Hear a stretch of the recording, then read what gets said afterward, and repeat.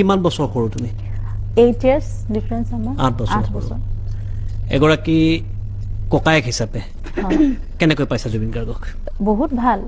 হেতু চাবলৈ গলে হয় হি মোৰ লগত কাজিয়াও কৰা নাই মাৰপিটু কৰা নাই মেবি